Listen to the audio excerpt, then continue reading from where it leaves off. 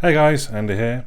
So over the last, week or two, maybe month, let's call it, I've looked at quite a few different watches. I started with the Huawei Watch GT, really, which came free with my phone at the time, but it doesn't run Wear OS, and I did find it just wasn't as functional. So I moved over to, what did I check? Well, it was actually a TicWatch Pro that I tried next. And then right now, you can kind of see just down here in the corner, is my Skagen Forster 2. Now what's quite interesting, each time I review one watch, someone said, oh, you really should be looking at this one, and I'll go and buy that one and have a look at it. And then when I'm thinking I've got a very good watch there, someone said, oh, you should check out the, and in this case, TicWatch C2, which is what we have here. Fairly sort of plain box, there's not really much information on it. It feel a bit of a rattle to it, which isn't really a good start. Doesn't scream quality necessarily when a box rattles like that.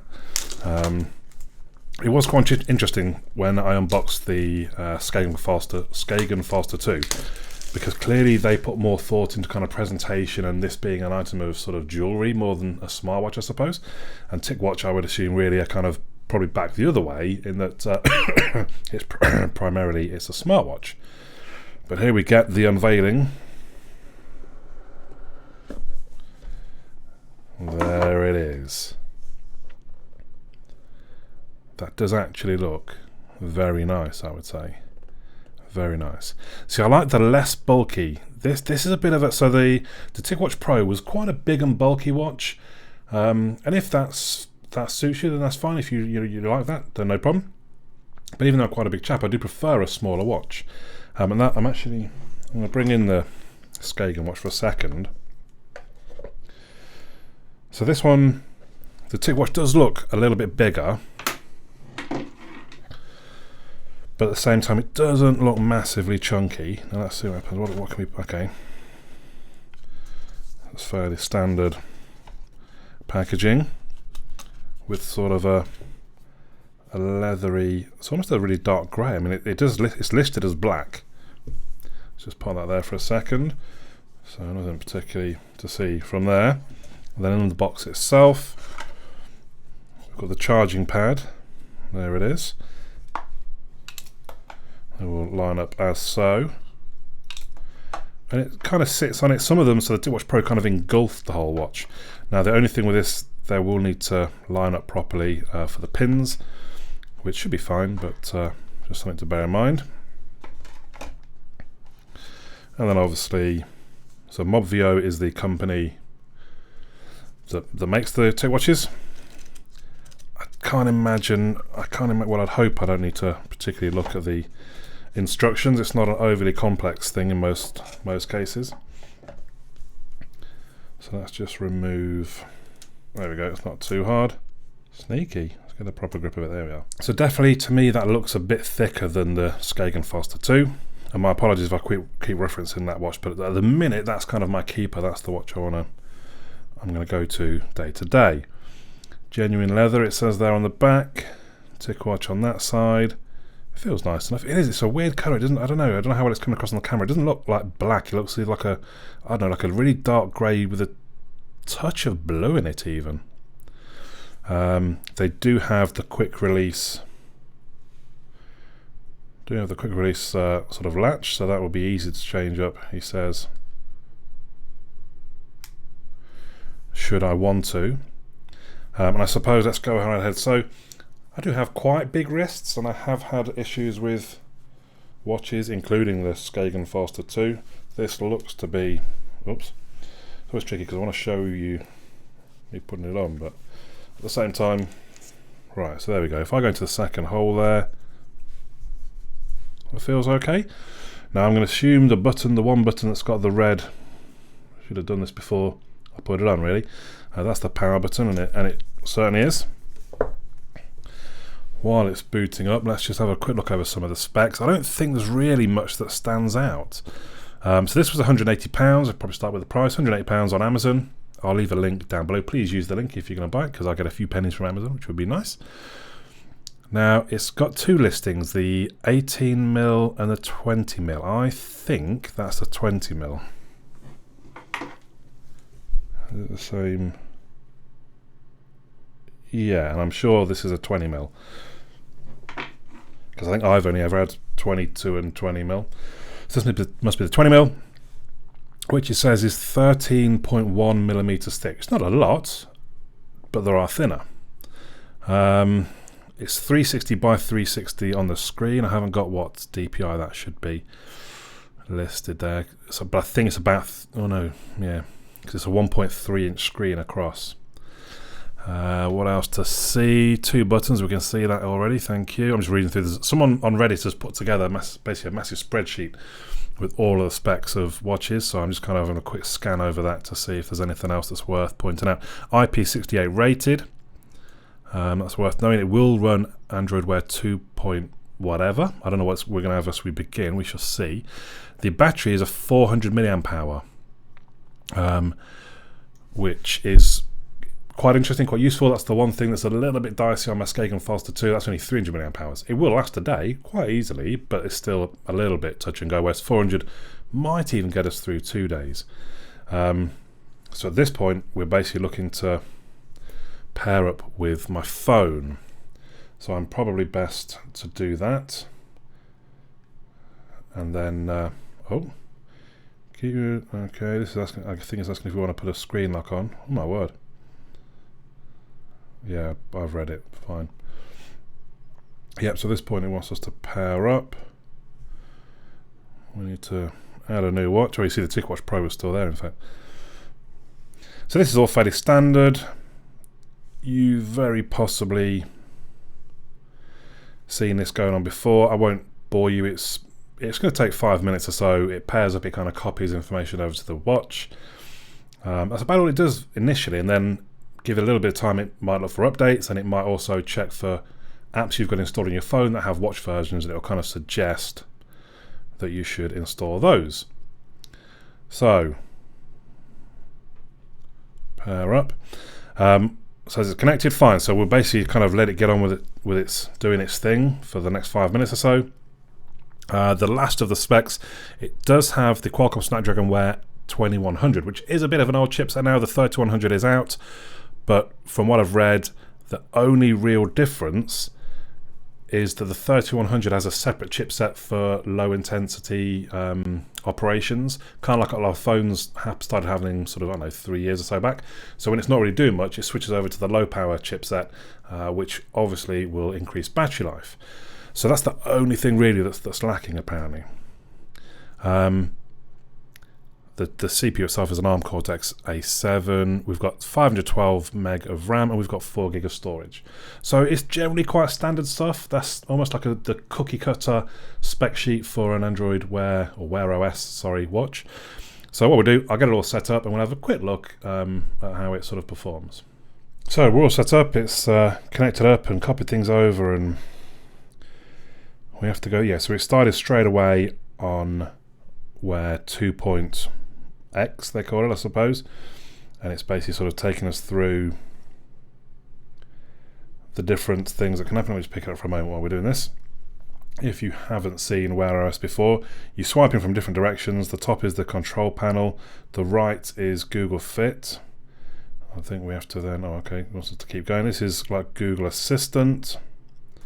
It's a little bit laggy at this point. That's not abnormal considering I've literally just sort of booted up and we're going through the tutorial. I wouldn't worry about that just at this point. Touch and hold to change the watch face.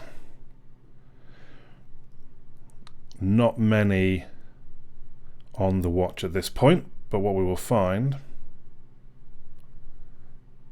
enjoy your watch. So I think they've made the tutorial a bit short, which is nice.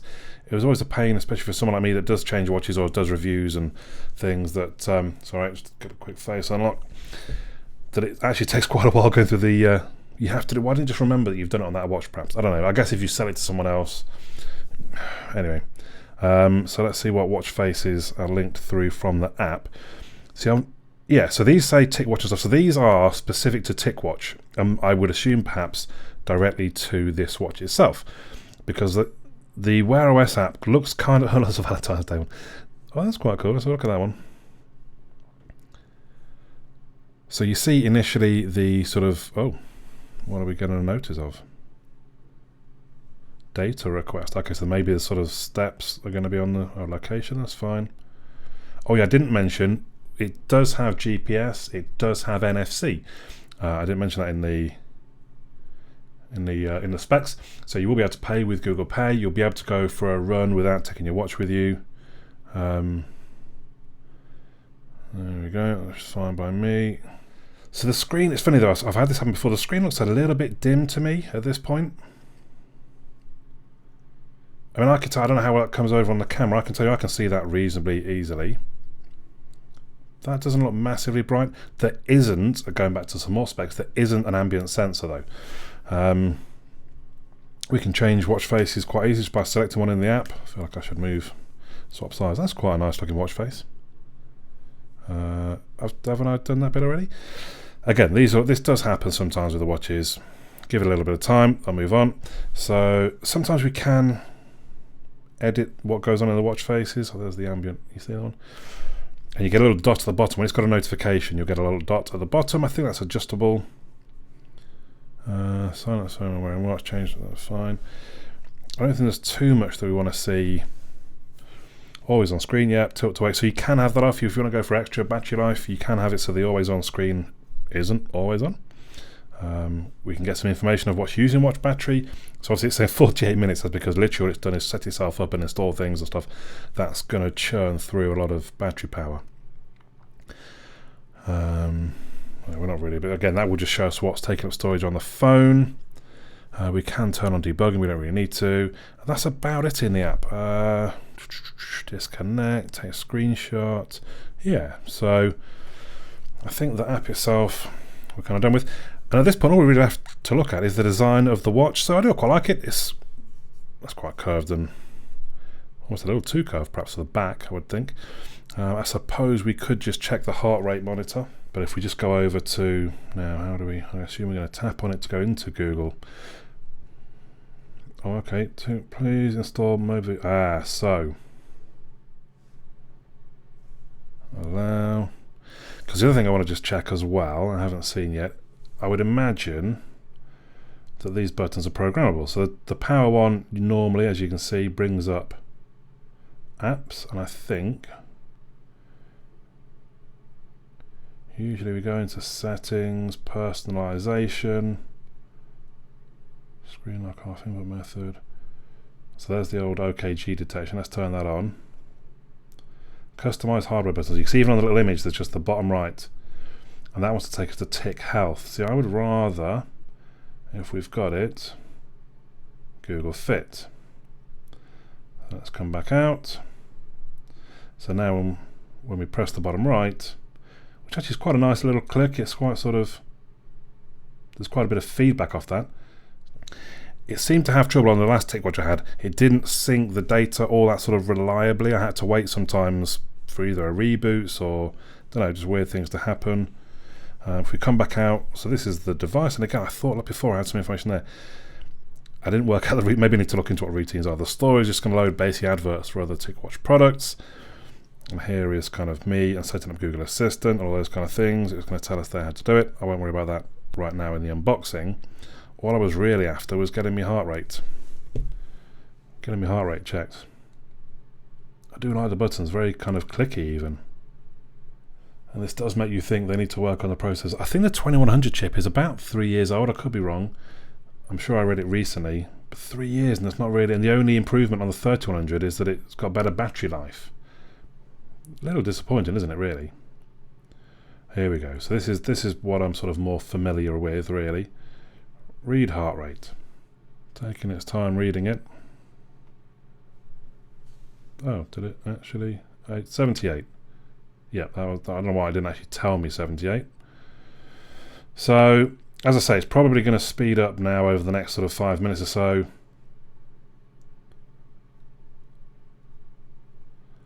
As it kind of calms down, basically.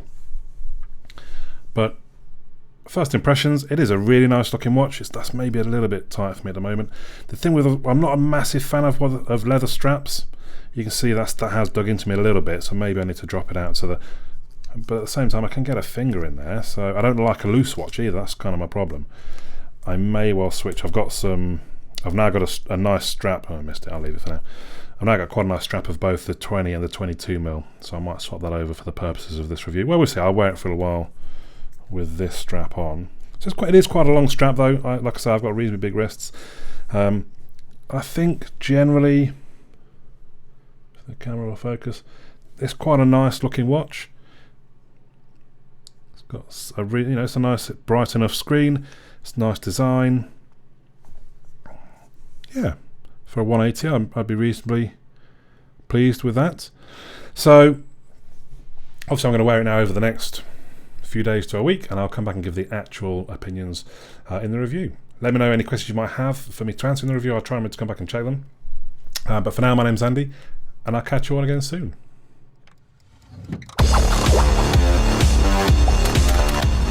Well done, and thank you for making it to the end of the video. Hopefully you enjoyed it. If you did, you might want to click the little fellow that should hopefully appear about here to subscribe. You may also want to check out some of my other videos, which are going to appear somewhere there.